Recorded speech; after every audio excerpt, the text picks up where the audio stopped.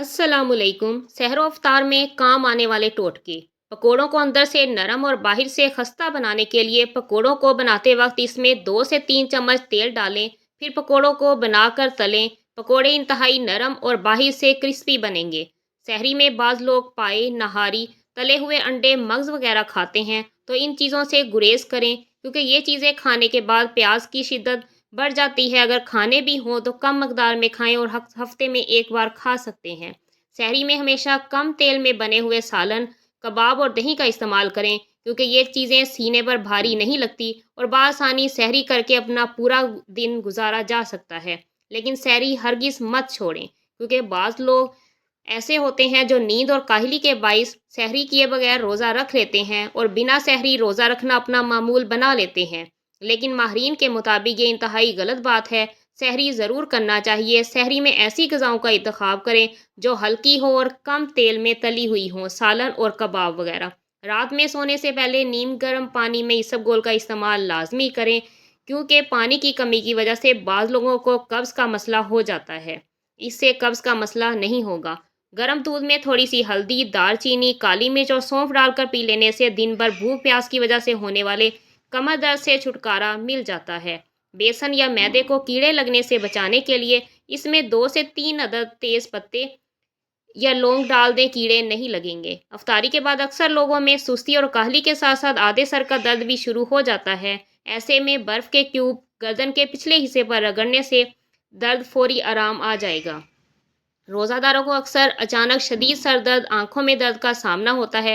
ये तकलीफ़ ज़ोहर की नमाज के बाद शुरू होती है क्योंकि इस वक्त तक सहरी में खाया हुआ खाना हज़म हो जाता है। भूख लगने लगती है, थकन ज़्यादा हो चुकी होती है। ऐसे में गहरे सांस लें, थोड़ी सी नींद लें। नहाने से भी ये मसला हल हो जाएगा।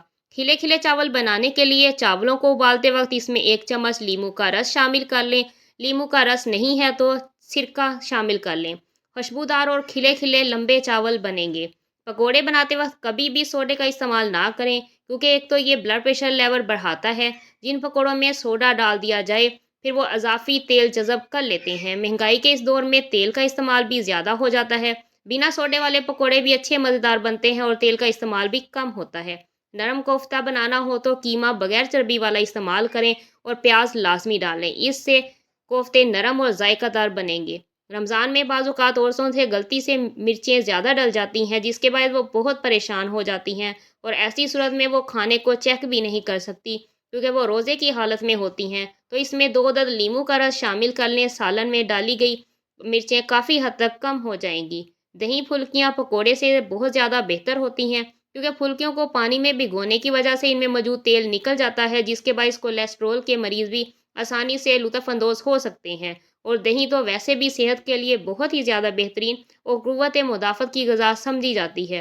रमज़ान में ख़वातीन को चाहिए सालन बनाते वक्त नमक का इस्तेमाल कम करें क्योंकि नमक वज़न के बढ़ने का बायस बनता है। अफ्तारी के वक्त हर कोई बहुत ज़्यादा अफ्तारी और खाना खाता है जिसकी वजह से इनका वज़न बढ़ने लगता है और ईद पर बढ़े हुए वज़न से वो परेशान हो जाते हैं। नमक का इस्तेमाल वैसे भी ब्लड प्रेशर का बायस बनता है। अफ्तारी में बनाई गई चना चाट में मुख्तलिफ़ किस्म की सब्ज़ियाँ ज़रूर डालें और दही का इस्तेमाल करें। प्याज को फौरी तौर पर क्रिस्पी ब्राउन करने के लिए प्याज को फ्राई करते वक्त इसमें चुटकी भर चीनी शामिल कर दें तो प्याज बहुत जल्दी सुनहरी हो जाती है। रमज़ान में अक्सर लोगों को लूज़ मोशन हो जाते हैं। अफ्तारी में तले हुए पकोड़े और तली हुई अशिया खाने की वजह से लूज़ मोशन लग जाते हैं। तो ऐसे में आधे से 1 चाय का चम्मच चाय की पत्ती जो चाय में डलती है पानी के साथ खा लें। मोशन फ़ौरन रुक जाएंगे। अफ्तारी के बाद की तेज़ाबियत और मैदे में गैस से बचने के लिए एक डब्बे में अजवाइन और नमक हम वज़न मिलाकर रख लें। ये चूरन चुटकी भर अफ्तारी करने के बाद खा लें, इंशाल्लाह बहुत फ़ायदा होगा। रोज़े में शदीद प्यास से बचने के लिए सहरी में 1 गिलास दूध में पानी मिलाएं, इसमें 2 चम्मच सत्तू, थोड़ा सा नमक मिलाकर पी लें, प्यास नहीं लगेगी। 3 से 4 चम्मच दही का इस्तेमाल करने से भी प्यास से बचा जा सकता है। वीडियो को लाइक और चैनल को सब्सक्राइब ज़रूर करें। इंशाल्लाह मैं आने वाले दिनों में आपके साथ मज़ीद रमज़ान के टोटके शेयर करूँगी।